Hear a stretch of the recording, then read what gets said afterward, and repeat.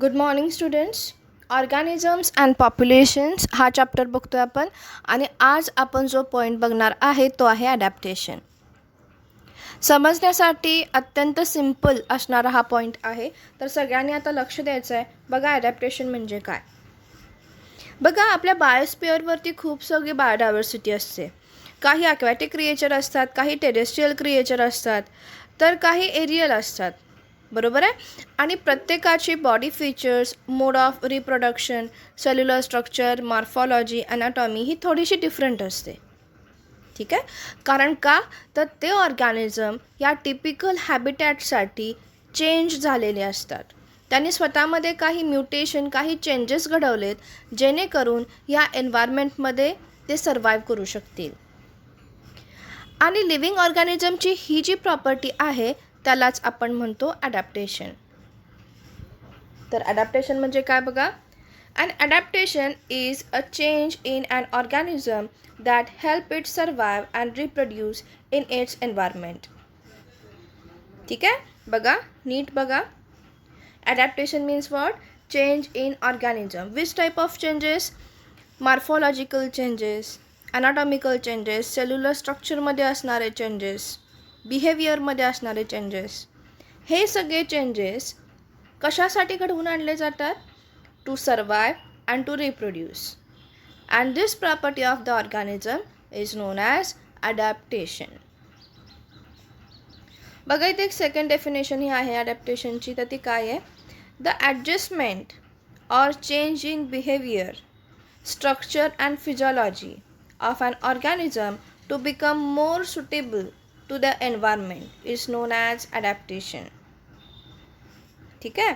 काही वेळेला ऑर्गॅनिझम्स काय करतात, त्यांच्या स्ट्रक्चरमध्ये, फिजिओलॉजीमध्ये काही चेंजेस करतात. कशासाठी करतात? To suit and that particular environment. And this property is known as adaptation. ठीक आहे. आता नेक्स्ट पॉईंट जो आहे तो आहे adaptation of plants in different geographical condition. ठीक आहे. तर आपण जो पहिला पार्ट बघतो यातला तो आहे डेझर्ट प्लांट्स.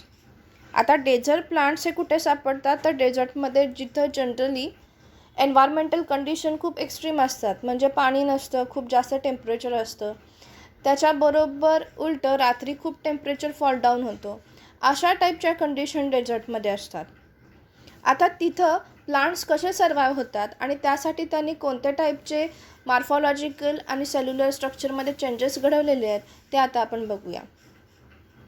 बघा, the desert plant store water in fleshy leaves, stems and root. For example cactus. तर कॅक्टससारखे जे काही प्लांट्स आहेत यांचे जनरली रूट, स्टेम याच्यामध्ये वॉटर स्टोअर करण्याची कपॅसिटी असते आणि त्यासाठी ते स्टेम जे आहेत त्याची वेट थोडी मोठी असते, जेणेकरून जास्तीत जास्त अमाऊंटमध्ये वॉटर बॉडीज तिथे स्टोअर राहाव्यात. ठीक आहे.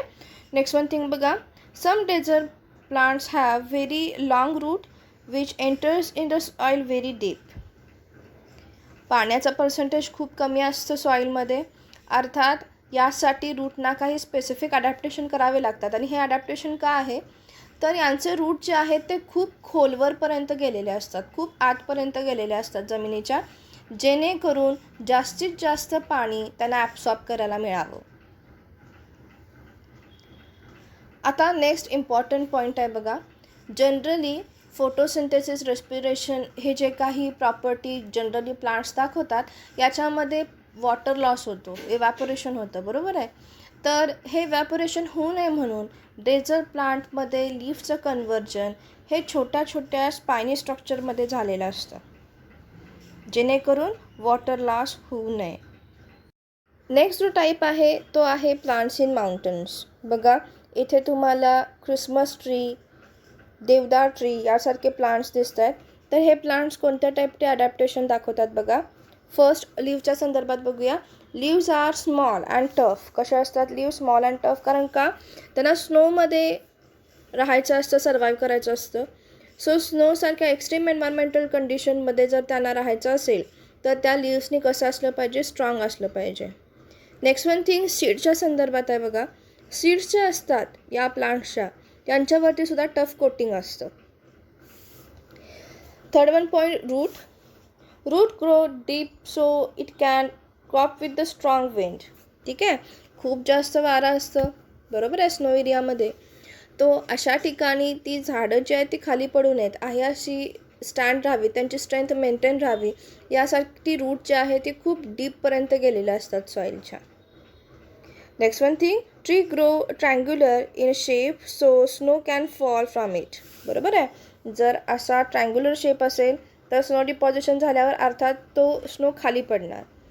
त्यासाठी ट्रीने एक अडॅप्टेशन केलेलं आहे, ते काय, ते grow in a particular shape and this shape is triangular. Next one type आहे तो आहे प्लांट्स इन प्लेन्स. जे आपण प्रेरी एरिया बघतो, ग्रासलँड बघतो, तिथले जे काही प्लांट्स आहेत याने काय अडॅप्टेशन दाखवले बघा. These plants are generally adapt to both dry and extreme temperature.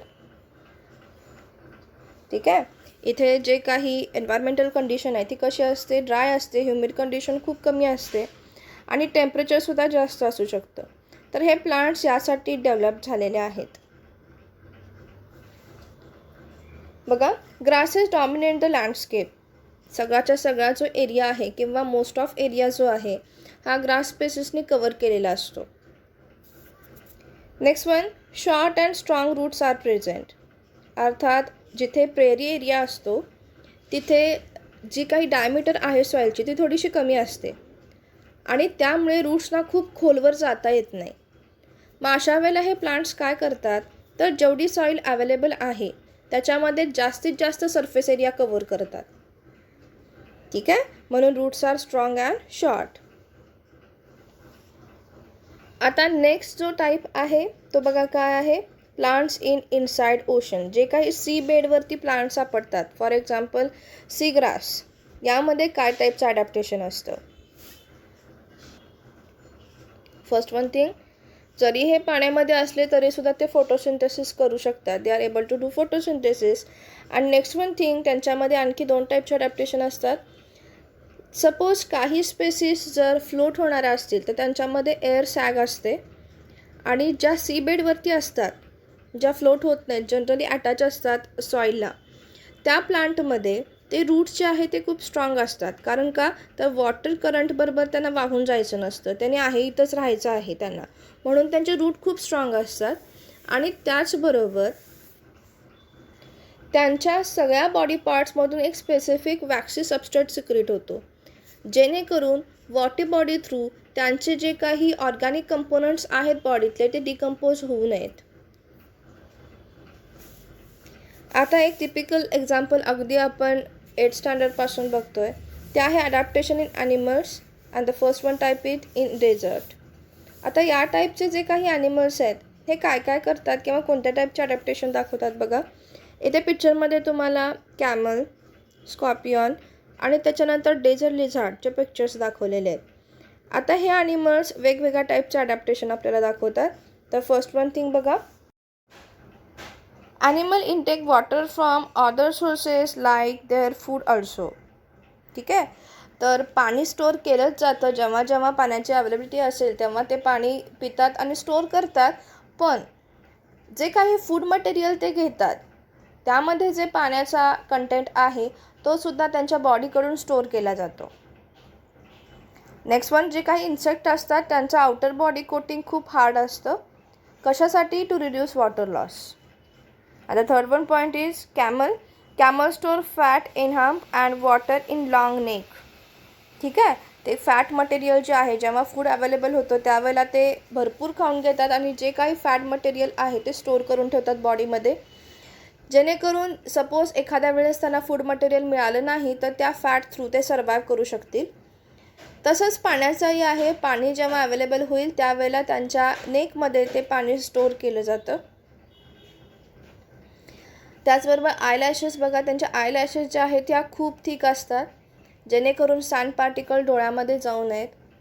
नॉस्ट्रिलमध्ये सुद्धा जो काही एअर फिल्टर आहे हा खूप स्ट्रॉंग असतो आणि जे फीट आहेत त्यांना एक टिपिकल कुशन लाईक स्ट्रक्चर असतं, जेणेकरून जेव्हा ते सँडवरती चालतील तेव्हा त्यांना चटके बसू नयेत. नेक्स्ट वन जो टाईप आहे तो आहे adaptation in animals living in mountains. Point जो आहे या ॲनिमल्सचा तो आहे फर कोट. जनरली इथे राहणारे जे ॲनिमल्स आहेत त्यांचा फर कोट जनरली व्हाईट कलरचा असतो, स्नोशी मॅच होणारा, because of insulation. Second one thing, lung capacity. Lung capacity खूप जास्त असते. पोलर रिजनला ऑक्सिजन कंटेंट थोडा कमी असतो. सो इथे असणारे ॲनिमल्स जे आहे त्यांची लंग कपॅसिटी टेरेस्ट्रियल ॲनिमलपेक्षा जरा जास्त असते. पॉईंट आहे adaptation in animals living in plains. Generally 2 टाईपचे ॲडॅप्टेशन इथे आपल्याला सापडतात. फर्स्ट वन आहे मायग्रेशन आणि दुसरा जो ॲडॅप्टेशन आहे तो आहे फर कोट. जनरली हे ॲनिमल्स कंटिन्युअस मायग्रेशन करतात season wise. Generally extreme environmental कंडिशनपासून फेवरेबल एन्व्हायरमेंटल कंडिशनकडे ते मायग्रेट करतात. जिथे फूड मटेरियल अवेलेबल होईल तिथे तिथे ते मायग्रेट होत राहतात आणि यांचा फर कोट जनरली ग्रासलँडला मॅच होईल असा असतो. सोपा पॉईंट होता तो. आता बघूया adaptation in animals living in ocean. आता आपण बघतो adaptation in animals living in oceans. ठीक आहे, तर ओशनमध्ये खूप जास्त बायोडायव्हर्सिटी आहे.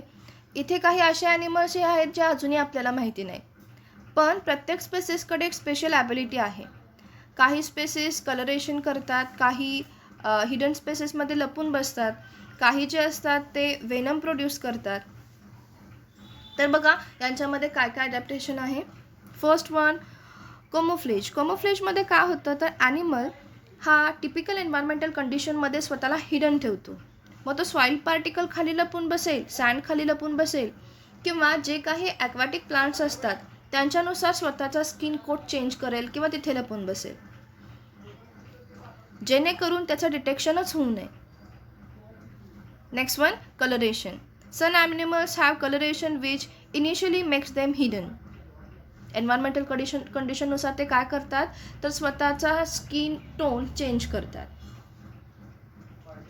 And the last one, some animals have dangerous spines and venom for the protection.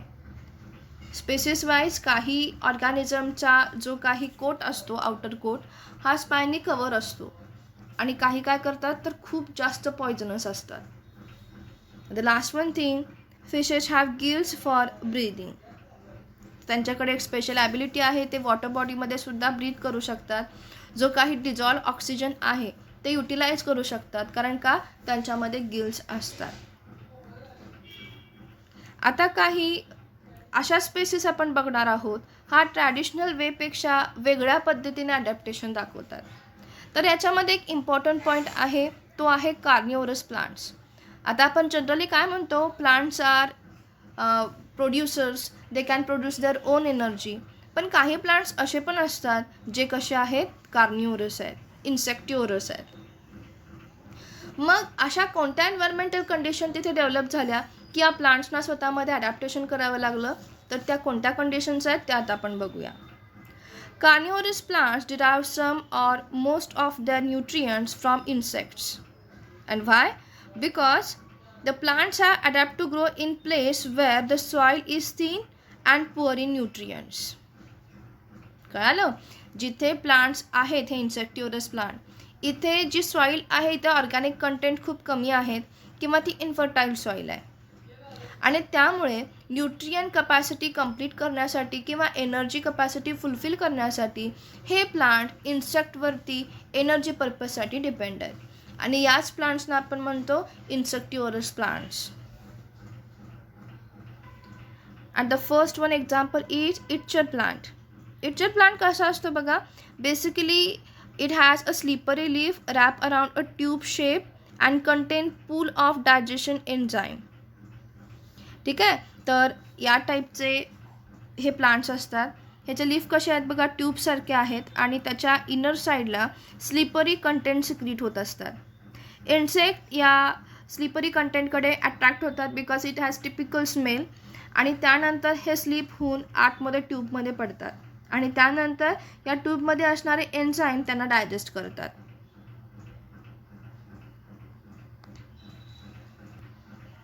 Next one जो आहे हा आहे व्हीनस फ्लायट्रॅप. तर व्हीनस फ्लायट्रॅप असा दिसतो. तर जनरली ब्राईट कलरमध्ये हा असतो आणि याला एक टिपिकल स्मेल आहे. इन्सेक्ट इथे अट्रॅक्ट होतात. ज्या वेळेला इन्सेक्ट या पोझिशनला येऊन बसतील त्यावेळेला व्हीनस फ्लायट्रॅपचे हे जे 2 पार्ट्स आहेत हे काय होतात, ओव्हरलॅप होतात आणि इथे इन्सेक्ट अडकले जातात, ट्रॅप केले जातात, म्हणून याला म्हणतात व्हीनस फ्लायट्रॅप. नेक्स्ट वन आहे फ्लाय पेपर ट्रॅप. बघा, fly paper trap are coated with the sticky substance called mucilage. When the insect land on the plant, it's sticky on it, and after a while, a plant will curl around in and digest it. बघा इथे काय होतं, तर इथे तुम्हाला insect दिसतो का, तर अशा पद्धतीचे इन्सेक्ट इथे अट्रॅक्ट होतात आणि हे इथे स्टिक होतात. कारण का, तर जनरली फ्लाय पेपर ट्रॅपमध्ये हे जे छोटे छोटेसे ड्रॉपलेट्स दिसतात हे म्युसिलेज एजंट्स आहेत. हे जनरली एकदम स्टिकी असतात आणि इथे हे इन्सेक्ट ट्रॅप केले जातात ह्या म्युसिलेज एजंटमध्ये, ते उडू शकत नाहीत. आणि त्याच्यानंतर हा जो काही आउटर पोर्शन आहे प्लांटचा हा कर्ल होतो आणि त्या पर्टिक्युलर इन्सेक्टला डायजेस्ट केलं जातं. नेक्स्ट वन आहे कोब्रा लिली. बघा, तर कोब्रा लिलीचे टिपिकल स्ट्रक्चर आणि लाईट इल्युशनमुळे इन्सेक्ट अट्रॅक्ट होतात पण बाहेर जाऊ शकत नाहीत. It is also insectivorous plant. ठीक आहे, तर आज आपण ॲडॅप्टेशन हा पॉईंट बघितला. उद्या आपण पॉप्युलेशन हा महत्त्वाचा पॉईंट बघणार आहोत. तर उद्या पॉप्युलेशन हा पॉईंट सगळ्यांनी वाचून ठेवायचा आहे. तर आता आपण उद्या भेटूया. बाय.